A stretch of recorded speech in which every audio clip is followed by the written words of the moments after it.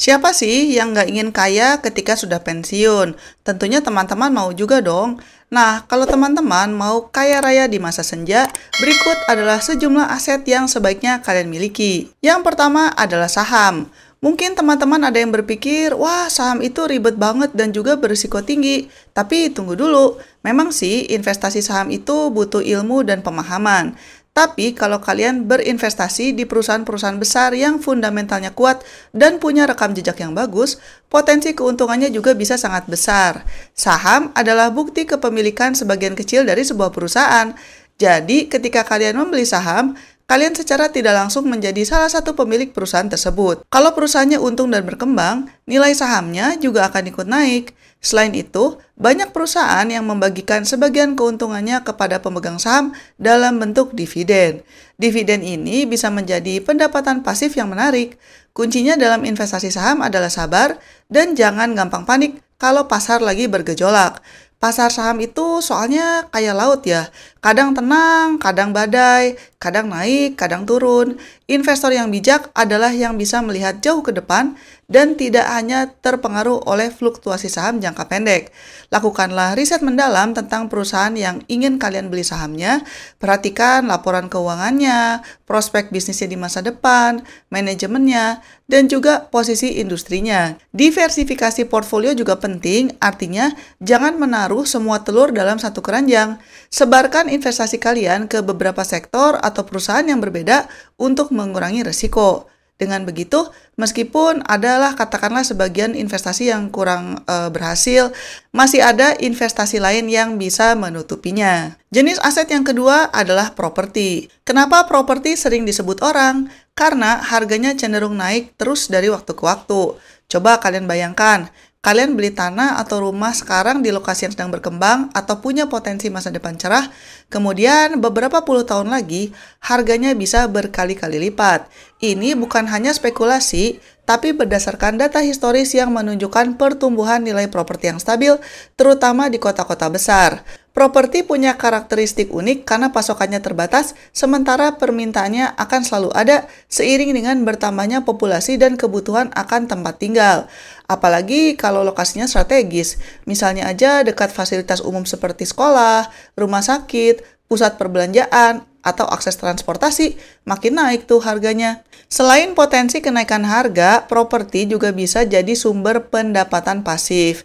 Misalnya aja kalau kalian punya properti yang tidak ditempati, maka kalian bisa menyewakannya. Ini bisa berupa rumah tinggal, apartemen, ruko, atau bahkan tanah kosong untuk parkiran atau kebun. Penghasilan dari sewa ini bisa menjadi aliran dana reguler yang lumayan buat nambah-nambah pemasukan bulanan. Bahkan bisa menutupi cicilan KPR-nya kalau kalian beli dengan sistem kredit. Jadi, properti itu bukan hanya aset yang nilainya meningkat, tapi juga bisa bekerja untuk kalian menghasilkan uang secara pasif. Tapi ingat bahwa investasi properti juga butuh modal yang besar di awal dan juga biaya perawatan. Jadi penting untuk melakukan riset dan perencanaan yang matang. Selain itu, yang perlu diperhatikan, kalau kalian memegang properti itu jualnya nggak semudah kalau kalian punya emas atau punya saham ya. Jadi itu harus diperhatikan bahwa nantinya melepas properti juga tidak segampang yang sering dianggap oleh orang. Aset yang ketiga adalah emas. Emas telah lama dikenal sebagai penyimpan nilai yang handal dan menjadi pilihan populer sebagai aset investasi untuk pensiun. Salah satu alasan utamanya adalah sifatnya yang tahan inflasi. Saat nilai mata uang menurun, harga emas cenderung naik. Ini menjaga daya beli kekayaan kalian. Ini membuat emas cenderung sebagai aset aman yang banyak dicari orang, terutama di masa-masa yang tidak pasti, kemudian ada perang atau juga banyak ketidakpastian ekonomi. Jadi, dengan memiliki emas, teman-teman punya pelindung terhadap gejolak pasar yang bisa mengikis nilai tabungan pensiun yang sudah dikumpulkan. Selain sebagai pelindung nilai, emas juga punya likuiditas yang tinggi. Artinya, mudah diubah kembali menjadi uang tunai kapan saja kalian butuhkan. Ini sangat penting untuk dana pensiun karena kalian mungkin membutuhkan akses cepat ke sebagian dana di kemudian hari. Emas bisa dibeli dalam berbagai bentuk, mulai dari koin emas, batangan emas murni, atau juga ada emas digital dan sebagainya. Untuk investasi jangka panjang, emas digital ataupun batangan emas seringkali menjadi pilihan yang terbaik karena standarnya diakui secara global. Kalau emasnya batangan, teman-teman bisa menyimpannya sendiri di brankas atau menyewa jasa penitipan di bank. Meskipun emas menawarkan banyak keuntungan, perlu diingat bahwa investasi emas tidak menghasilkan pendapatan pasif seperti dividen dari saham atau sewa properti. Keuntungan utama dari emas berasal dari kenaikan harga jualnya saja. Oleh karena itu, emas lebih cocok sebagai bagian dari portfolio diversifikasi kalian untuk mengurangi risiko keseluruhan dan bukan hanya satu-satunya aset.